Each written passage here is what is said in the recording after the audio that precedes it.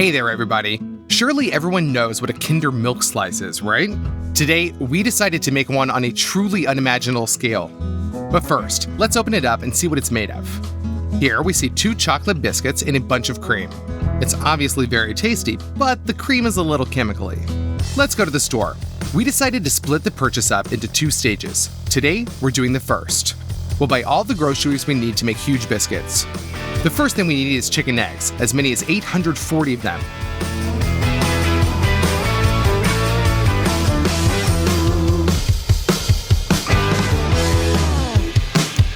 The next thing we'll need is sugar. This will take up to 30 kilograms. 11 kilograms of cocoa powder. 2 kilograms of baking powder. 25 kilograms of flour, 13 liters of oil. With all this, we're headed to the checkout.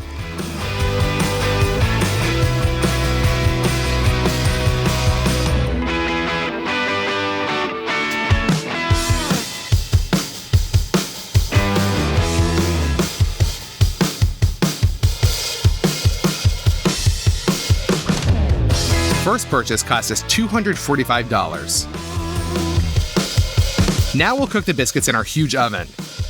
But we need to preheat it so it has time to warm up. Now we open up the boxes of eggs.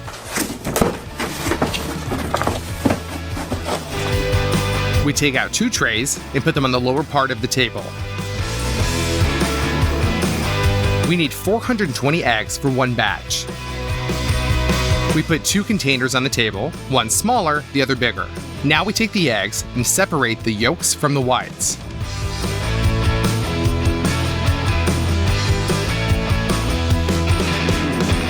It took us about 1.5 hours to separate all the eggs. Done. We set the egg whites aside for now. We take the sugar, open it, and pour 15 kilograms into the yolks.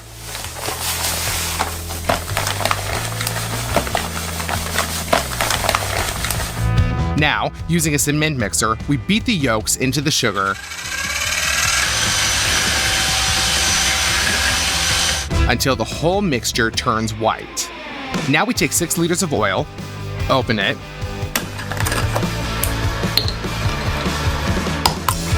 and fill her up.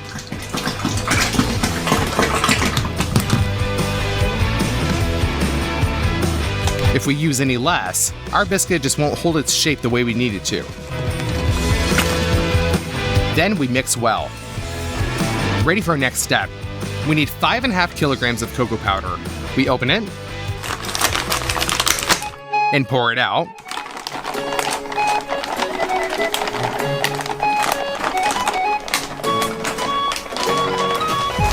And now we mix. It takes another 20 minutes or so to mix it all up, and we're left with a very thick dough. Now, we need to carefully pour in 6.5 liters of boiling water. We'll mix this in so that the dough thins out a bit. Done. Now we need flour. We'll start by pouring in the first 5.5 kilograms. And mix it up. Then we'll add another 7.5 kilograms.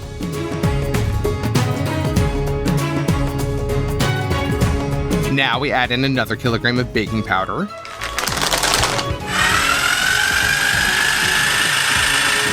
And we get a nice, even dough. Our pot is filled to the brim, so we'll take a big wash basin and move our dough into it. Now let's take our egg whites and pour some of them into another saucepan.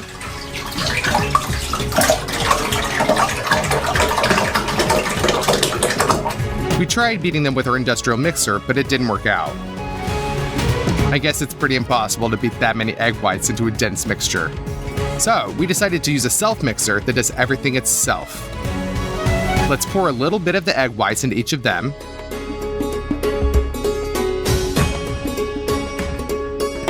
And turn it on.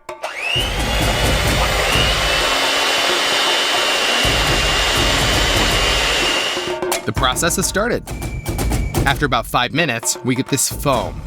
That means it's time to add sugar. We'll mix this for another 2 minutes, and then we can move these whipped egg whites into the chocolate dough.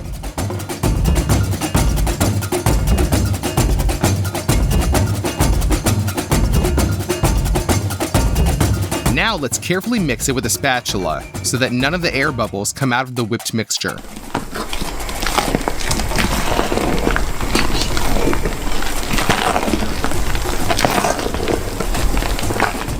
We're going to load in our next portion of egg whites. Move it back to the bowl and mix. As a result, you're going to have a really lush dough. With the second half already in the basin, we do the same thing. Now our biscuit dough is ready. But what do we bake it in? We got help from a friend in a workshop. They drafted up a drawing on a computer, which sends the blueprint to a huge machine that uses a laser to cut out the desired piece of sheet metal. We take our piece of metal from the machine and cut out the places for bends with a grinder.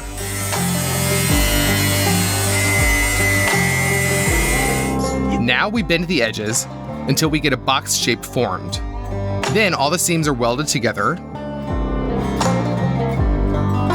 and we're left with a giant baking sheet. Now we pour oil all over it and smear it around with a brush. We take out some parchment and cover the baking sheet with it. Thanks to the oil, our parchment will stick well to the sheet. So we cover the whole thing. Done. Now we pour out dough onto it and level it out.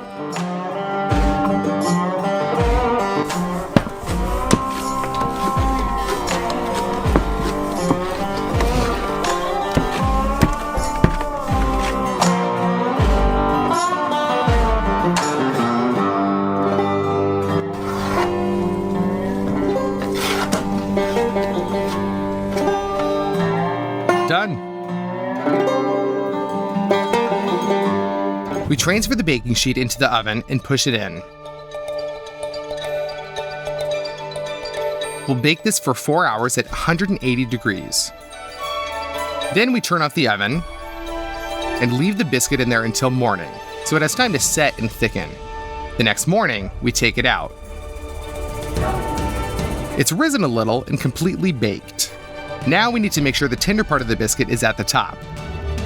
We figured out the best way to do it is by applying plywood to the top and 2 planks to the sides. We'll fix these together tightly with clamps.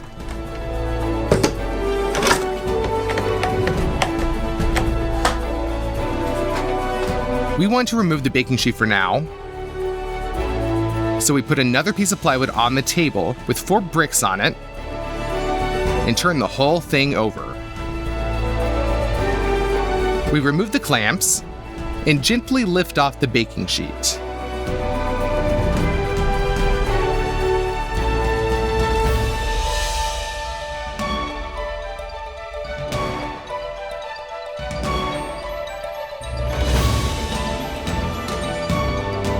We end up with a beautiful biscuit that weighs as much as 50 kilograms.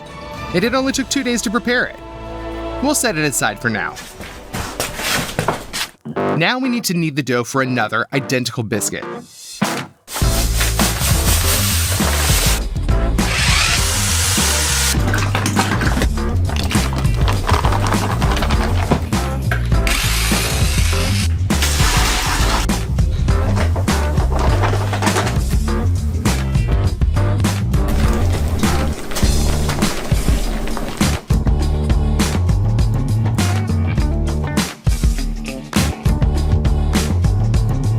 Load it all into the oven, close the doors, and the next morning we have another biscuit, just as beautiful as the first one. It's time to go pick up the groceries to make the cream. The first thing we need is a lot of condensed milk. 6 2-liter packages of milk,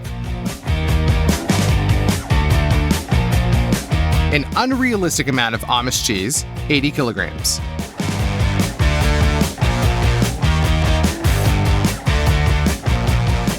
We'll need agar-agar. We took 200 packages. 2 kilograms of vanilla sugar. 3 5-liter jugs of water. We take all this to the checkout and bag it all up.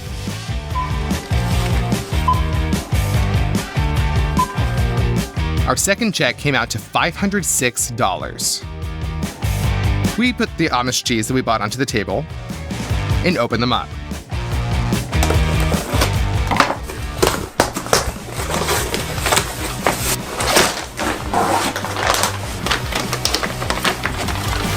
We had 80 kilograms of Amish cheese. All this needs to be ground up, and preferably quickly. We remove the front plate from the mixer and attach the meat grinder to it, and the saucer on top. We open another plate and attach the blender. We take a package of cheese, open it, and pour part of it into the blender and the other part into the meat grinder. We close the blender and put a saucepan below the grinder and turn on the mixer. While we are pushing the cheese through the meat grinder, the blender is taking care of everything on its own. The only help it needs is to periodically move out the cheese curds. We ground it all using 6 hands until the cheese runs out. 3 hours later, we have a whole pan of this cheesy mass. We take the tub of water and move the cheese mass into it. We open the vanilla sugar and pour it in.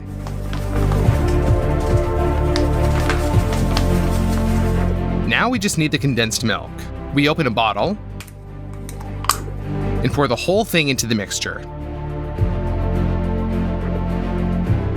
We made sure to buy extra, so there's a lot left.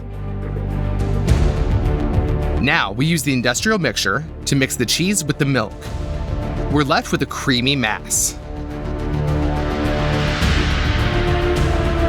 We take 3 jugs with water in a saucepan.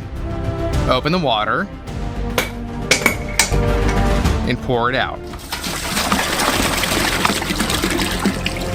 Now we take agar-agar, open it, and pour all 200 packets into the water. For now, just mix the agar-agar and leave to soak for 30 minutes. We cut off part of the roll of industrial foil with a grinder and wrap it around the bottom biscuit in a circle. We fix all this together with tape. And to keep it all even tighter, we will also attach the boards on the sides with the same adhesive tape. It turned out to be such a good form for filling the cream that it doesn't spread. Put a saucepan with water and agar-agar on the stove. Boil for 2 minutes and pour in hot milk.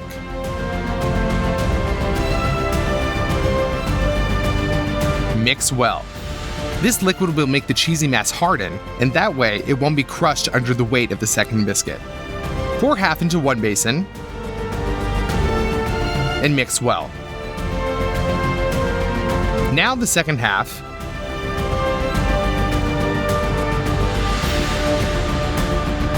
While the filling has not started to thicken, we quickly transfer it to the biscuits.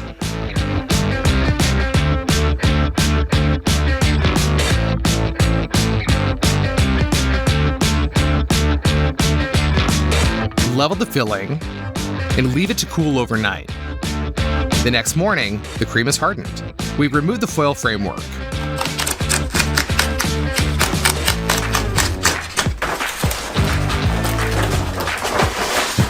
We had a very tall layer of cream turn out. Finally, the big moment. All that remains is to put the second biscuit on the cream.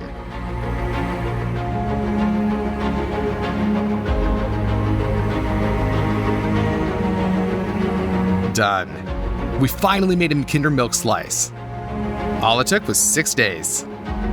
After calculating the weight of the groceries we bought, we found out that our huge dessert weighs as much as 210 kilograms and costs $766. Hello everyone, today we will not increase McDonald's by very many times, but we will prepare a huge latte classic, potato dips, and Big Tasties. By the way, write down what is your favorite burger from McDonald's. I have it as my Big Tasty. Please like it in advance, it's going to be a very interesting video, let's go. Without the beautiful packaging, McDonald's is now McDonald's. So, let's repeat the packaging, but on a huge scale. To do this, we will use this kind of corrugated cardboard. We unfold the original packaging, measure the dimensions of the boxes, multiply them, and transfer these dimensions to cardboard.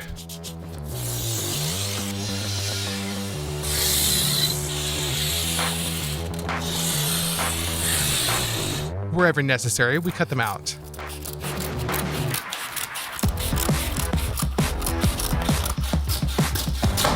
And we bend the cardboard exactly according to the marked places. We squeeze out some hot glue and assemble the box.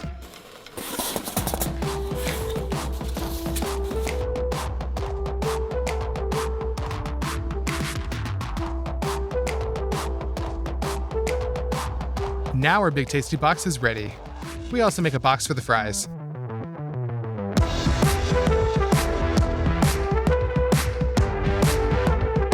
The plastic bucket will serve as a large coffee cup. And we make the lid out of the same cardboard. In my opinion, it turned out pretty well. We arm ourselves with paints, and first of all, we paint a plastic bucket with it from a spray can in yellow. And we cover our cardboard products with acrylic paints.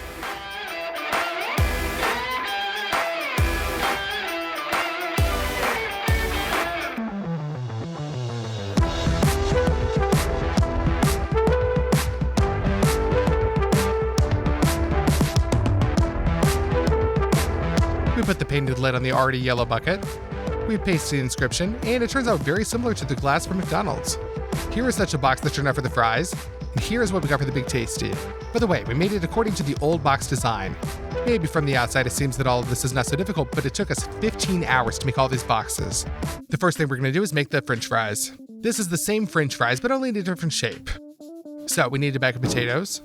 We open it up.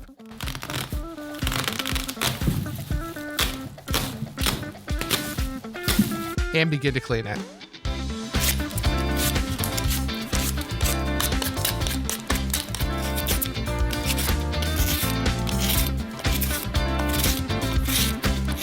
The peeled potatoes are dumped into a basin. And the same thing a few more times. Now we're left with a full basin of peeled potatoes, but it's dirty. Therefore, we pour them into the sink and fill it with water. We wash the dirt off of each potato and remove all the ice that we missed the first time.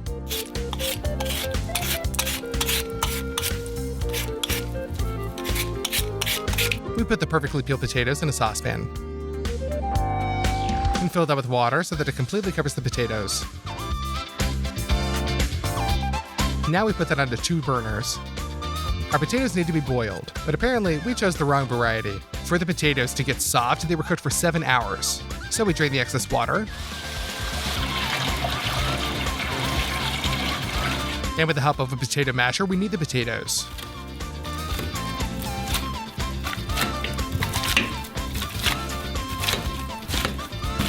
When the masses become more or less homogeneous, we add quite a lot of salt and continue to knead. The shape of our fries can be very unusual, so repeat it on a large scale. We take these iron quarters, pour oil onto each of them,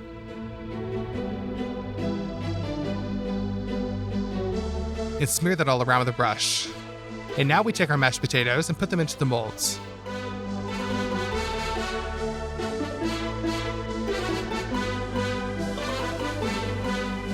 And we rim it all around with our hands. And with the help of some tube-shaped object, we make the most similar shape of the potato dippers. And we throw those into the freezer for a whole day.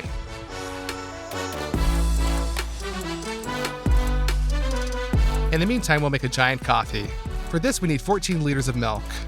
We open the bottles and pour them into a large saucepan.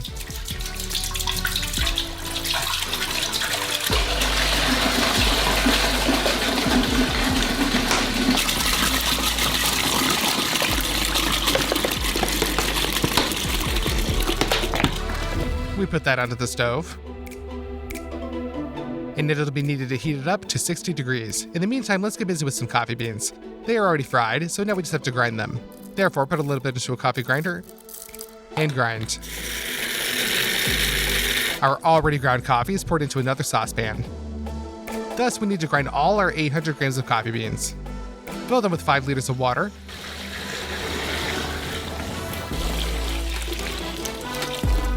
Mix. And throw all that onto the stove. We pour a lot of sugar into our huge espresso. And mix it again. The milk is already hot. Therefore, we scoop it and pour it into a blender. Close and beat the hot milk really well. After this procedure, the milk will turn into a foam. We send the foam into a large glass. And so we pass all the hot milk through the blender the same way.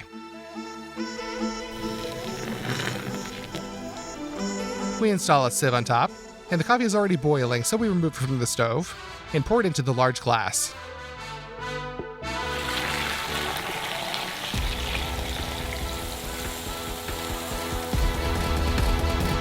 That's our giant latte that's ready. Very similar to what they sell at McDonald's. Now let's make a giant Big Tasty. It consists of the Big Tasty sauce, tomatoes, lettuce, onions, cutlets, cheese, and of course buns. We'll start with them. Pour some water into a bowl. Add some dry yeast, salt, sugar, oil, and of course flour. We knead all this together and also add the flour until the dough stops sticking to your hands. We put this onto a baking tray. We bake 1 egg into a bowl and pour in a little milk. Mix that up. And when the dough is risen, we lubricate it with this mixture. Now we sprinkle some sesame seeds on top and into the oven at 200 degrees. Looking ahead, I will say that this test was not enough. We made a double portion and baked a bun like this from it. We released it from the foil and cut it in half.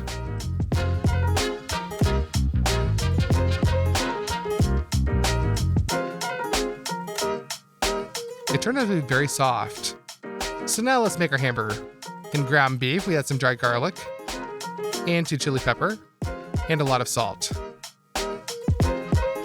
Well, we mix the spices with our hands.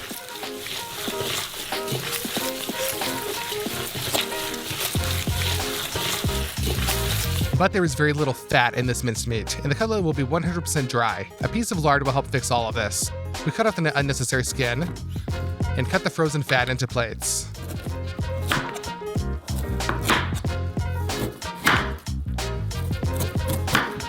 Then into cubes. And chop it up.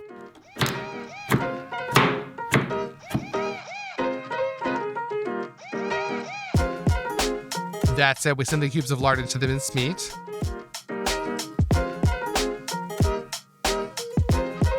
And mix it again.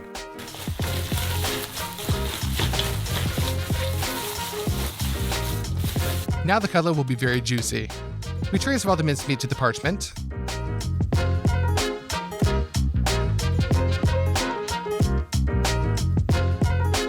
Done. Now we're going to grill it, so therefore we kindle it.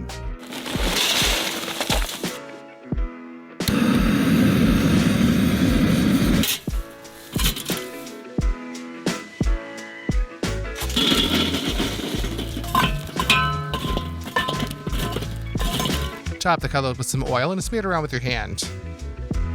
We put the grill grate on top and turn it over.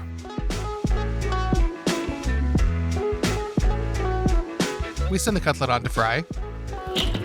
To extinguish the fire, cover it with a lid and later fry without it.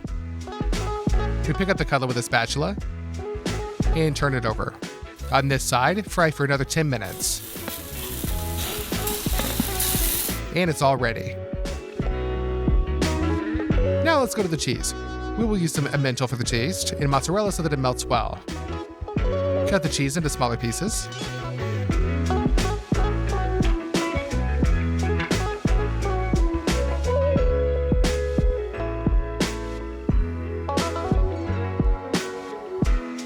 And grate.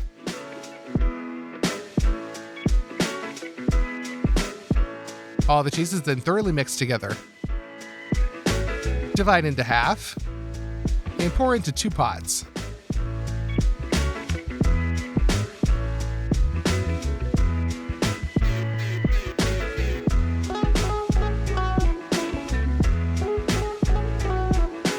put them on the stove and constantly stir them until we wait for the cheese to melt.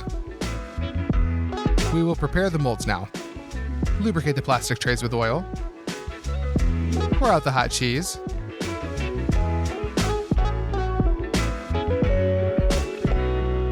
And distribute it according to the shape.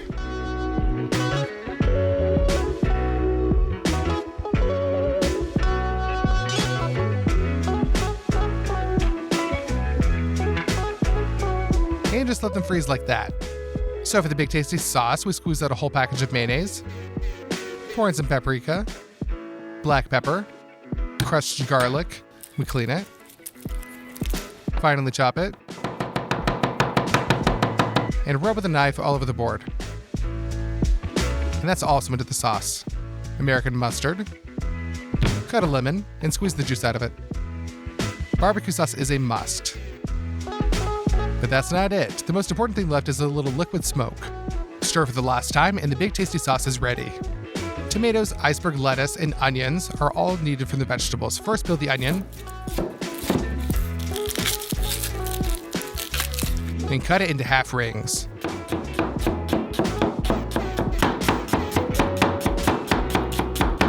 This time the onion was very spicy. Got the tomatoes.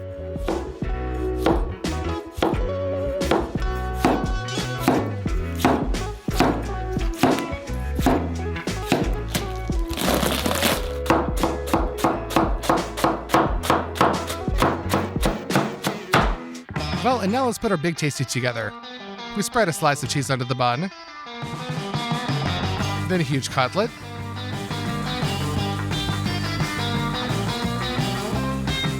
another slice of cheese, put on the tomatoes,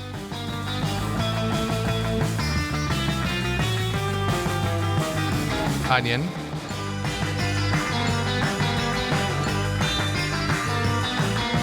iceberg lettuce, pour all the sauce out on top,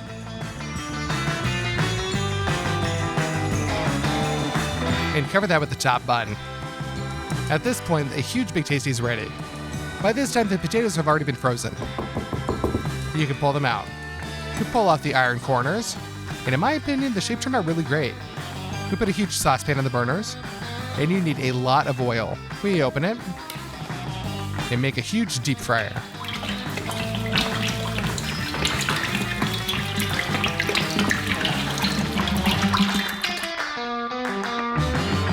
We lower our potato dippers into the hot oil.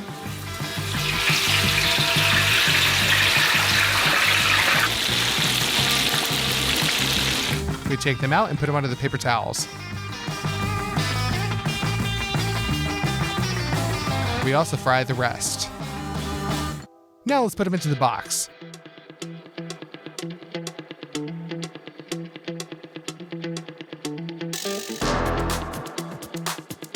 There we go, we've prepared our giant McDonald's menu.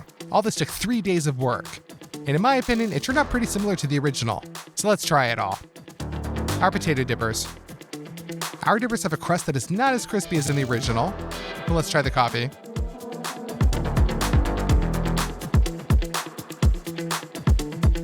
The coffee is delicious, very similar to a Mac latte. And let's finally cut into our Big Tasty.